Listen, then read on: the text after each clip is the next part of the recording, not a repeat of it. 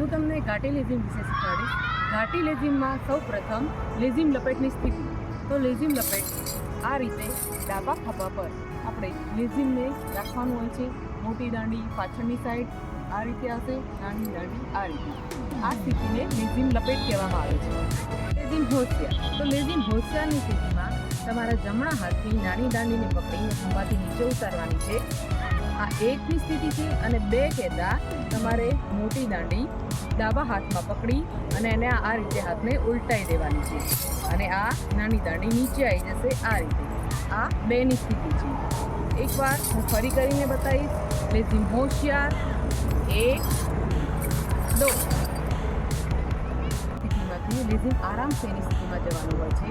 તો જે નાની દાંડી આપણે જમણા હાથમાં પકડી છે એ દાંડીને પકડી રાખવાની છે અને ડાબા હાથમાં જે દાંડી છે એને નીચે જમીન તરફ છોડી દેવાની છે. આ રીતે એની પોઝિશન આવશે. લેઝિમ આરામ છે. લેઝિમ હોશિયાર 1 2. અને લેઝિમ આરામ છે 1. લેઝિમ લપેટ 1 साथ. लेज़िम लपेट 1. लेज़िम होशियार 1 2. लेज़िम आराम से 1.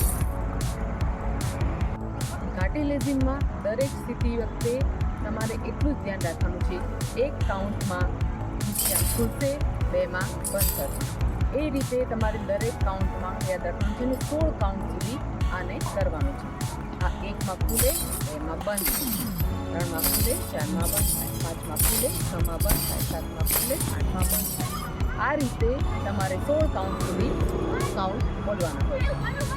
घाटी लेज़िम नो पहला दाव છે 2 बार. तो 2 बार सिर्फ मेरे लिए ताल से शुरू.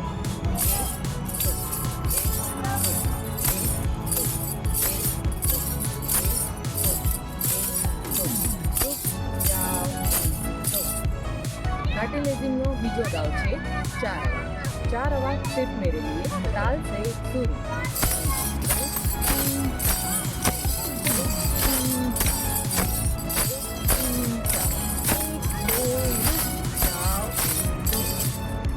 घाटी लेज़िम नो ત્રીજો દાવ છે 8 आवाज सिर्फ मेरे लिए ताल से शुरू. 2 4 5 6 7 2 4 5 6 7 2 4 5 6 7 2 5 6 रुक जाओ. घाटी लेज़िम नो ચોથો દાવ છે બેઠક અવાજ. 1 થી 4 કાઉન્ટ નીચે બેસીને 5 થી 8 ऊपर देखो होगा. तो बैठक आवाज सिर्फ मेरे लिए ताल से शुरू.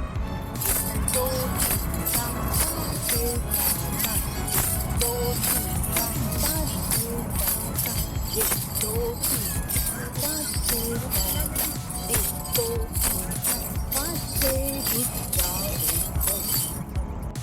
घाटी लेज़िम नो 5मो दाव છે आगे पाँव. आगे पाँव सिर्फ मेरे लिए ताल से शुरू. 2 4 5 6 7 2 4 5 6 7 2 5 6 7 2 5 6 रुक जाओ. लेज़िम નો છઠ્ઠો દાવ છે કદમ તાલ. કદમ તાલ માટે પગની પોઝિશન કઈ રીતે આવશે એ પહેલાં સમજાય. તો 1 કહેતા જમણો પગ ઉપર, 2 કહેતા નીચે, 3 કહેતા ડાબો પગ ઉપર અને 4 કહેતા નીચે. આ રીતે 16 કાઉન્ટ કરવાના છે.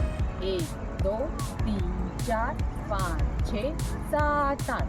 આ પોઝિશન પગની છે અને 8 અવાજની જે પોઝિશન હાથની છે એ પ્રમાણે બંને સાથે કરવાના છે. તો કદમ તાલ સિર્ફ મેરે લીએ તાલ સે શુरू. 4 5 6 7 2 4 5 6 7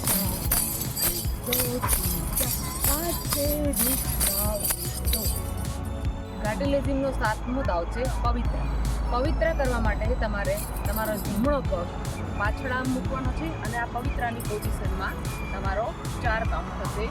ફરી 5 થી 8 કાઉન્ટ જે છે એ આગળની તરફ થશે. તો પવિત્ર દાવ સિર્ફ મેરે લીએ તાલ से शुरू. 2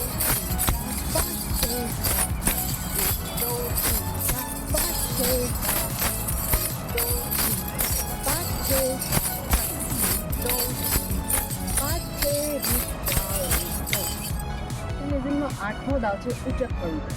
પવિત્રમાં આપણે જમણો પગ પાછળ મૂકીને પવિત્રની પોઝિશન લીધેલી. ઉચક પવિત્રમાં જ્યારે આપણે આ પાછળ મૂકીએ છીએ આ કાઉન્ટ, એના પછી ઉચક પવિત્ર એટલે આ પવિત્રવાળો જે પગ છે એને ઊંચો કરવાનો છે. બસ આ પોઝિશન છે. 1 2 3 4 5 6 7 8 उचक पवित्र सिर्फ मेरे लिए ताल से सुर. 2 3 4 5 6 2 3 4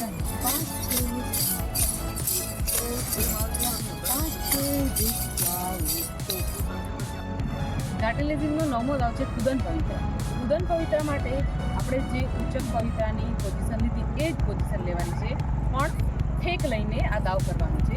તો કુદન પવિત્ર સિર્ફ મેરે લીએ તાલ સે સુર. 1 2